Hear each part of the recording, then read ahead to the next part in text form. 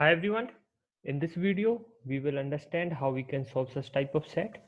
In this set, we are given that during a particular year, 4 students A through E attempted 4 mocks of iQuanta test series, mock 1, mock 2, mock 3 and mock 4. Each student was ranked from 1 to 5 in each mock in the descending order of the marks of the student in that mock. Highest scorer is ranked 1. Okay.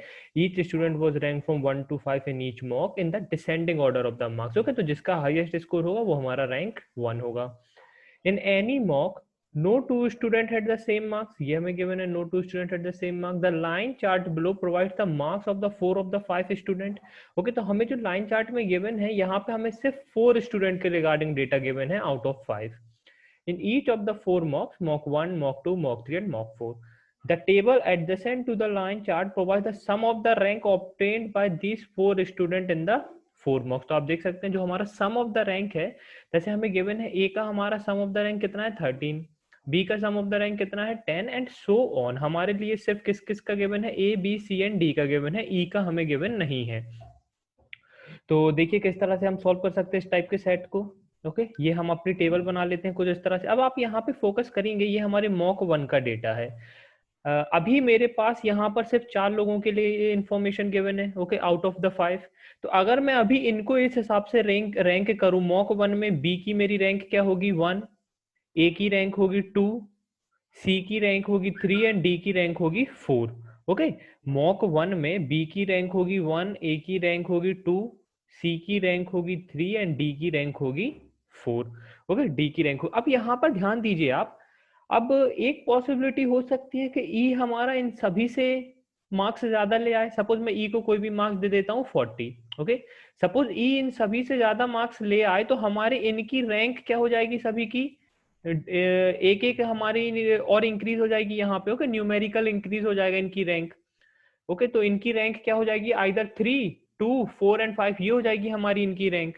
Okay और अगर इनसे कम score किया, जैसे हमें यहाँ पे पता है लोएस्ट वैल्यू कितनी है 16, तो सपोज अगर ई ने हमारे 14 मार्क्स स्कोर किया है मॉक 1 में, तो इन सभी की रैंक हमारी यही रहेगी जो हमने पहले लिखी थी 2, 1, 3 या 4.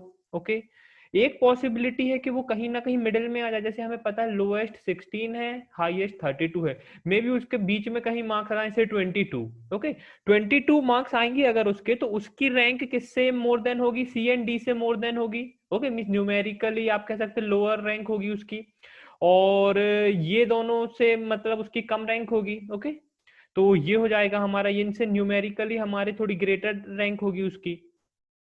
तो यहाँ पर हम इतना मैं आपको समझाना चाह रहा हूं कि देखिए हमने जो इस ऑर्डर में अभी तो हमने इन चारों की रैंक निकाली, अब हमें इतना पता है इनकी रैंक या तो जो हमने अभी निकाली है, जैसे मुझे पता है कि मेरे बी की रैंक 1 है, ए की रैंक 2 है, सी की रैंक 3 है, डी की रैंक 4 है. ओके अब ई के हमारे कितने भी मार्क्स आए, मुझे इतना पता है कि इनकी रैंक या तो यही रहेगी, ओके जो हमने यहाँ पे लिखी है, या न्यूमेरिकली इंक्रीज हो जाएगी बाय 1. ओके या तो इसकी रैंक 3 हो जाएगी, या तो इसकी रैंक 2 हो जाएगी, या तो इसकी रैंक 4 हो जाएगी, या तो इसकी रैंक 5 हो जाएगी. ओके तो हमने अपनी टेबल में वही रैंक्स हमने यहाँ पे लिख लिया. हमें पता है ए की रैंक क्या क्या पॉसिबल है, आइदर 2 या 3. बी की रैंक क्या क्या पॉसिबल है मॉक 1 में, आइदर 1 और 2. सी की रैंक क्या पॉसिबल है, आइदर 3 और 4. और डी की रैंक क्या पॉसिबल है, आइदर 4 और 5. ओके सेम अब हम अपने मॉक 2 का निकाल लेते हैं. मुझे ओके इतना क्लियर होना चाहिए. एक बार जो आपने ये समझ लिया तो फिर हम अपनी डायरेक्ट टेबल जल्दी जल्दी फिल कर लेते हैं. यहाँ पर बी की रैंक 1 है, बी की रैंक 1 है, ए की रैंक 2 है, डी की रैंक 3 है, ए की रैंक 2 है, डी की रैंक 3 है, सी की रैंक 4 है. अब एक और इंक्रीज हो सकती है इनकी न्यूमेरिकल रैंक. ओके अगर ई की कुछ भी हमारी वैल्यू आ जाती है तो इनकी रैंक क्या होगी, ये हो जाएगी हमारी इनकी रैंक. सेम इधर पे निकालते हैं. अब इधर पे देखिए डी की मेरी रैंक 1 है एंड ए की रैंक 2 है. डी की रैंक 1 है, ए की रैंक 2 है, बी की रैंक 3 है, सी की 4 है. बी की 3 है, सी की 4 है, तो इनकी रैंक क्या हो सकती हैं, ये हो सकती हैं. अब यहाँ पर देख लेते हैं. डी की रैंक 1 है, बी की रैंक 2 है. डी की रैंक 1 है, बी की रैंक 2 है. ओके और सी की रैंक 3 है और ए की रैंक 4 है. सी की रैंक 3 है, ए की रैंक 4 है, तो ये आ जाएगा हमारा एक एक न्यूमेरिकल इंक्रीज। ओके, तो ये रही हमारी जो भी हमारी पॉसिबल रैंक्स, हमारे ये 4 पर्सन्स की जो भी हमारी रैंक पॉसिबल थी। ओके, अब देखिए हमें ये गिवन है, हमें सम ऑफ द रैंक्स गिवन है सभी का। अब सम ऑफ द रैंक्स में अगर आप फोकस करेंगे, सबसे लार्ज वैल्यू यहाँ पे हमारी क्या है, सबसे हाईएस्ट वैल्यू आप देख सकते हैं यहाँ पर हमारे पास सी का सम ऑफ द रैंक कितना है 18। और वो किस तरह से पॉसिबल है, वो तभी पॉसिबल है जब मैं यहाँ पर सी की ये हाईएस्ट वैल्यू लेता हूं, तभी ये पॉसिबल है। ओके, और किसी भी वे में ये पॉसिबल नहीं है। ओके, सपोज मैं यहाँ पे अगर 4 लेता हूँ 5 की जगह, तो 4 + 4 8 + 4 12 और ये 5 17 होगा। ओके, तब भी हमारे ये 17 होगा, टोटल 18 नहीं होगा। टोटल 18 एक ही वे में पॉसिबल है जब हम यहाँ पर सभी की उसकी जो भी मैक्सिमम पॉसिबल रैंक है वही लेंगे, तभी ये हमारा पॉसिबल है। तो हमारी उसकी रैंक कितनी आ जाएगी, यहाँ पर 4, यहाँ पर 5, यहाँ पर 5 एंड यहाँ पे 4। और सभी की रैंक डिफरेंट होगी हमारे यहाँ पे, क्योंकि हमें गिवन है in any mock no two student at the same marks, तो सभी की रैंक हमारी डिफरेंट होगी हर मॉक में। तो अब यहाँ पर अगर इसकी रैंक 4 है, आप देखिए अगर यहाँ पर मॉक 1 में सी की रैंक 4 है, तो डी की रैंक क्या पॉसिबल है 5। डी की रैंक क्या पॉसिबल है 5। ये हो गया हमारा, ये हो गया, ठीक है। सी की रैंक क्या पॉसिबल है हमारे 4 पॉसिबल है। अब देखिए और किसका हम निकाल सकते हैं डेटा, 4 + 3 7 + 2 9 1 10। ओके, 3 + 3 6 2 8 2 10। ओके, ए का देखते हैं 13 किस तरह से पॉसिबल है, 5 + 3 8 3 11 2 13। ओके, 4 + 2 + 2 4 + 2 6 + 5 11। ओके, यहाँ पे 2 लेते हैं, अगर हम कहीं पे भी 2 ले सकते हैं। क्या मैं यहाँ पे तीनों जगह पे 2 ले सकता हूँ, क्या मैं यहाँ पे 4 ले सकता हूँ, ये देखते हैं। अगर मैं यहाँ पे 4 लेता हूँ तो यस, यहाँ पर हमें मैक्सिमम वैल्यू लेना होगा जो कि होगा हमारा 4 3 3 एंड 3। तो ये हो गया। अच्छा, यहाँ पर देखिए, अब मेरा मॉक 4 में अगर सी का रैंक 4 है, तो डायरेक्टली हम कह सकते हैं यहाँ पे ए का रैंक 4 नहीं होगा। अब ए का रैंक वहां पे 5 है, तो यहाँ पे डी का रैंक 5 नहीं होगा, तो डी का रैंक क्या आ जाएगा हमारे 1।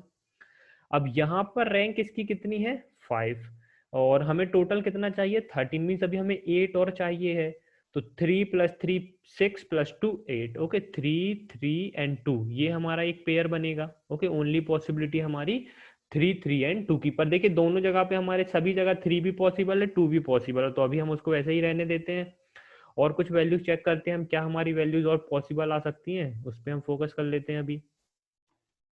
ये हो गया हमारे पास।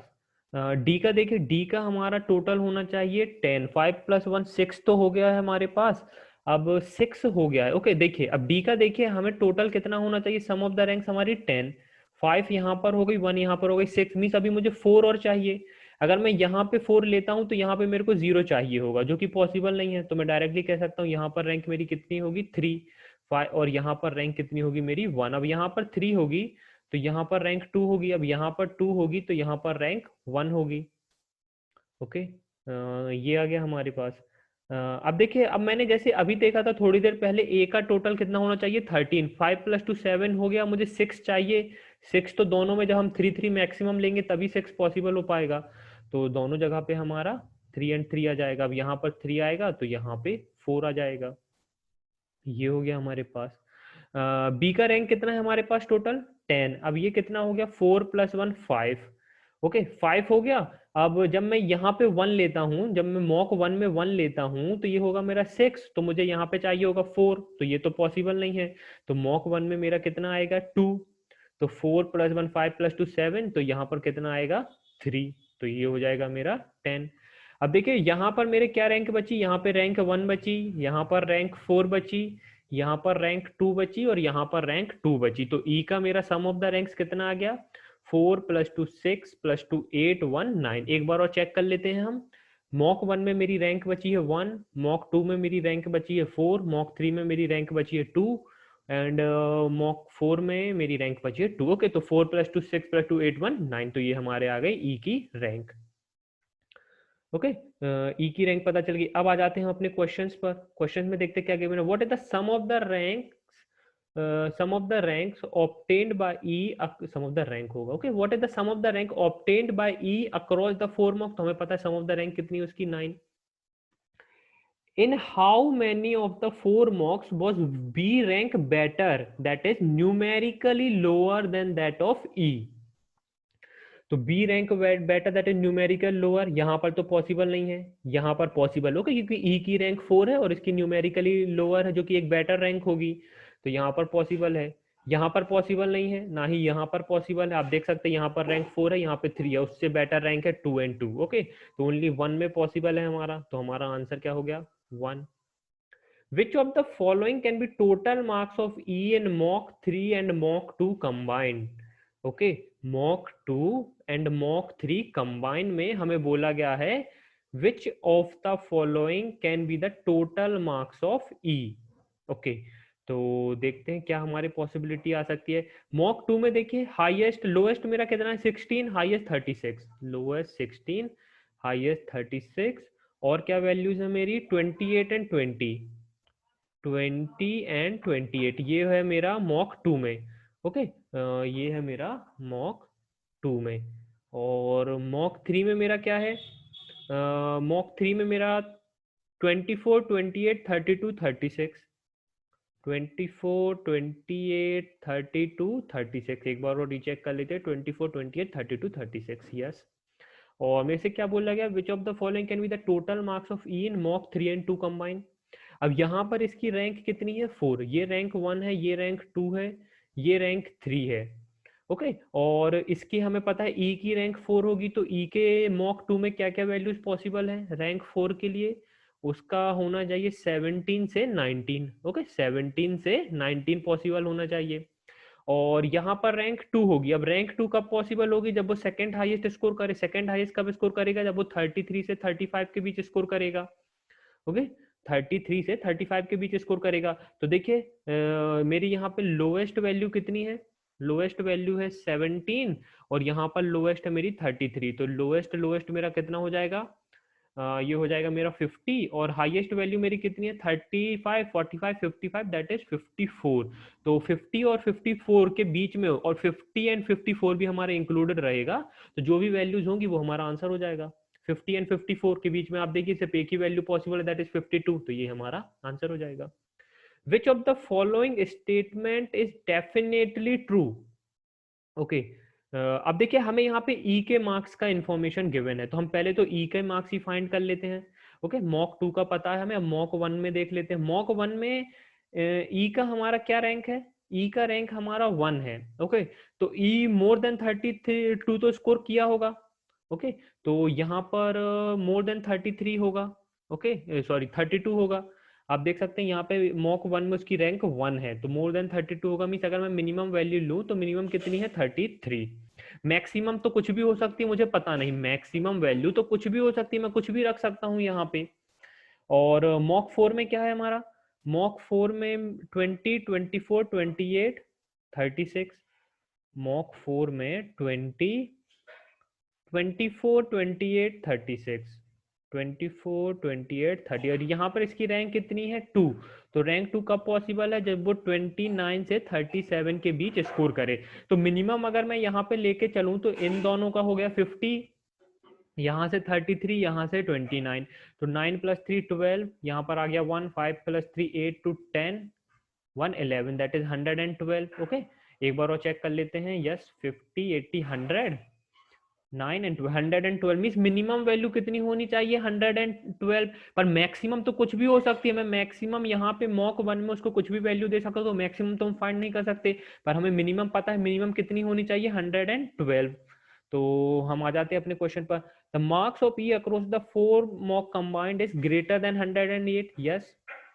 Less than 108? No. The marks of E across the 4 mock combined is greater than 128. ये भी नहीं पॉसिबल, क्योंकि मुझे पता है मिनिमम कितना पॉसिबल है 112. ओके, मिनिमम कितना पॉसिबल है 112.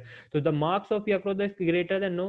The marks of E across the 4 mocks combined is less than 128. Okay, is less than 128. तो आप देखिए ये भी हमारा पॉसिबल है, is greater than 108, and the marks of E across the 4 mocks combined is less than 128। पर देखिए ये मेरा डेफिनेटली ट्रू नहीं हो सकता, ध्यान दीजिए ये मेरा डेफिनेटली ट्रू नहीं हो सकता, क्योंकि अगर मैं मैक्सिमम वैल्यू कुछ भी रखूं तो ये मेरा, मैं इसको कुछ भी वैल्यू, सपोज मैं उसको मॉक 1 में उसको 100 दे देता हूं मैक्सिमम, ओके, तो ये मेरा फिर तो ये मेरा 212 हो जाएगा, सॉरी 212 तो नहीं होगा, पर मेरा फिर भी कुछ ना कुछ वैल्यू इंक्रीज हो जाएगा। यहाँ पे मैक्सिमम मीन 100 में 67 और इंक्रीज हो जाएगा मेरा, ओके, तो ये काफी ज्यादा हो जाएगा। मेरे को क्या बोला गया था, marks of E across the 4 mock combined is less than 128, less than 128, तो डेफिनेटली ट्रू तो ये नहीं है, तो ये तो हट गया हमारा। The marks of E across the 4 mock combined is greater than 128, अगर मैं 112 रखूं तो ये भी एलिमिनेट हो गया। The marks of E across the 4 combined is less than 108, ये तो हमें डायरेक्टली पता है, मोर हमारा ये मोर देन है क्योंकि एटलीस्ट 112 होगा।